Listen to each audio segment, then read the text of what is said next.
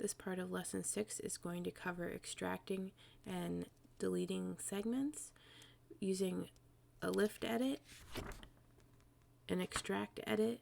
We're also going to look at performing a delete and ripple delete edit and disabling a clip.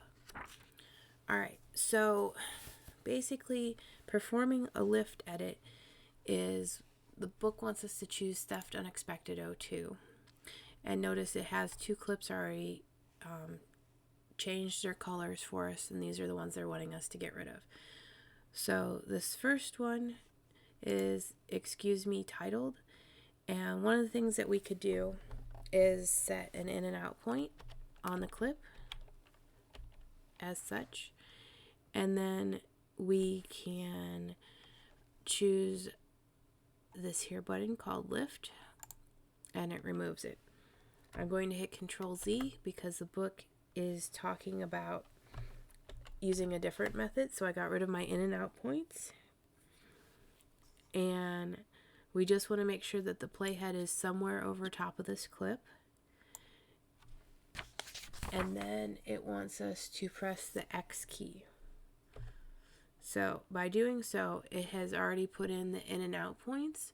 So instead of me going and pushing 4 keys, I put the playhead there and pushed 1 key, and that was with X. And now we can do the lift button one more time, and you can see it leaves this gap.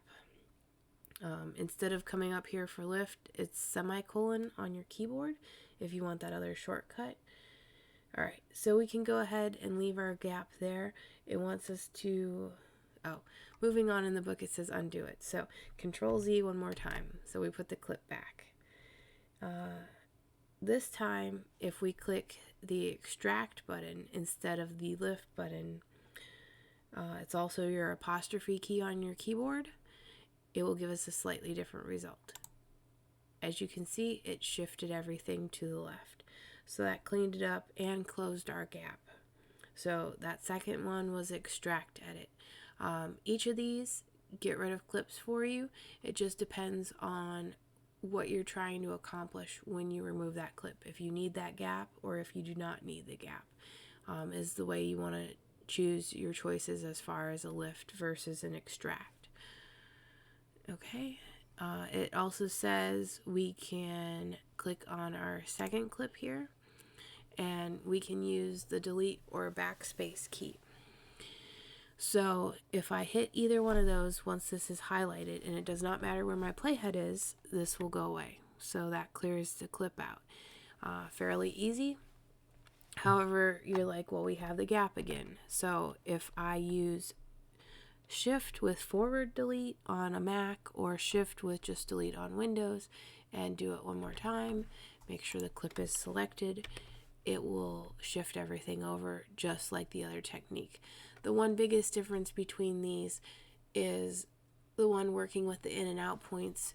It could be chosen to be multiple clips at one time, whereas when you have something highlighted, it's going to take the full clip.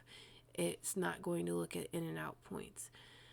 So the delete button works slightly different than the lift or extract button. Alright, so now it's talking about disabling a clip. Basically, that leaves us a clip in our timeline. And let me turn off the audio so I don't get feedback while I'm demoing this. But I'm going to play through, so we have this clip, we cut away to that one, and then we cut to this.